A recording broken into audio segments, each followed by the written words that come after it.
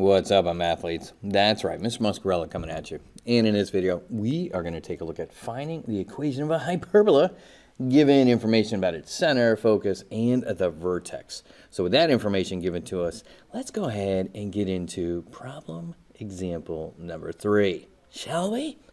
So they give us some information. Hey, here's vertex, here's focus, and here's your focus and center. So let's go ahead and plot those points, shall we? So first, the center.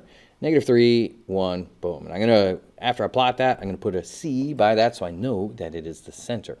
Then I'm going to move on to the focus, and the focus is at -3, 6. So again, I'm going to put that right there and put a little F by that so I know that I'm talking about the focus when I have that point. Lastly, the vertex is at -3, 4. So we will go and plot the dot that represents -3, 4, and put a little V by that. So, thank you so much, Vertex, Center, and Focus, for showing up today, because you've given me all this information. So, I want to check out my ABCs here, right? So, we're going to write down A, B, and C. Now, the distance between the vertex and the center, that always gives you your A value. And if I count that correctly, I'm going to have a distance of 3. So, my A value is going to be 3. Now, the other distance that I can figure out right from here is a distance between the focus and the center. That space between the two, if I count that correctly, I will get a distance of 5. So I know that my distance between the center and the vertex, or the center and the focus, is 5. So I'm going to use these values later on when it comes up to that, because I don't have B yet, because in my formula, I can already start to put together the formula for this equation of my hyperbola based on what I have. So let's start to put together what we got so far, shall we?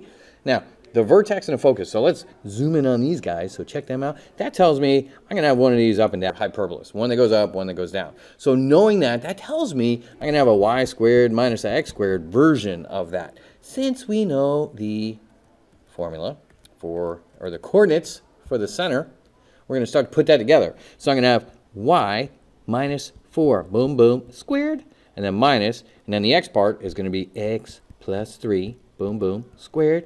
I know that's always equal to 1. Now, underneath these, so if I know that the a value is 3, then that means 3 squared is 9, and 9 is going to go underneath the y minus 4 squared part. So where, oh where, do we get the b squared from? Well, to come up with that value, we're going to have to use one version of the Pythagorean theorem that is used to help us find the foci. So there's a lot of versions of that. So here's one of them.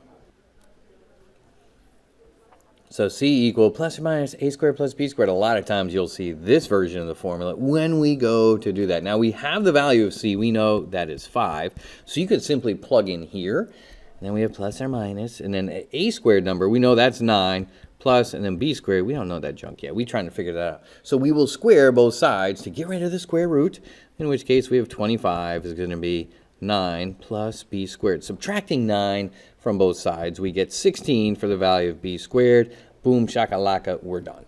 So y minus 4 squared over 9 minus x plus 3 squared, all of that over 16 equals 1 is the equation for this hyperbola. But wait, let's go ahead and graph this little bugger, shall we? Because you may want to practice your graphing skills with this too. So if I know that the b value, or b squared, is 16, then that's going to mean the b value is 4. So with the b value being 4, that just means that's going to help me find my covertices. So my covertices, so I'm going to start from the center and go 1, 2, 3, 4 to one side.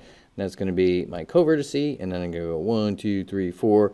My other covertice right there, and then, but I need another part. I need that other focus. So again, counting from the center up, I know that that distance from the center to the vertex was 3. So from the center, I'm going to go down 1, 2, 3. I'm going to have my other vertex right there, and then drop down another 2 for my other foci. So that's going to be where those are all located. And then using the vertex and the center and the covertices, I'm going to go ahead and a little sketch of the box right here. So that's going to be our little box that we'll sketch right there, and that's going to give us the guidelines that we'll use to figure out the asymptotes. Then the asymptotes going from the center through to the corner of the box, out one side, out the other side, ding, ding, ding, ding, down here, and all the way up through the other spot, boom, boom. So we have our asymptotes the vertex are plotted. So lastly, we will just simply start the vertex and go towards the asymptotes, but you don't cross them. And the focus is on the inside. So that's the rest of that part. So that's graphing as well as finding the equation of our hyperbola, given that information. Now we got one more example to come back to, so make sure you tune in for that one. And as always, get out there and make it a great day. There's simply no good reason not to. Catch up with you later. Peace out.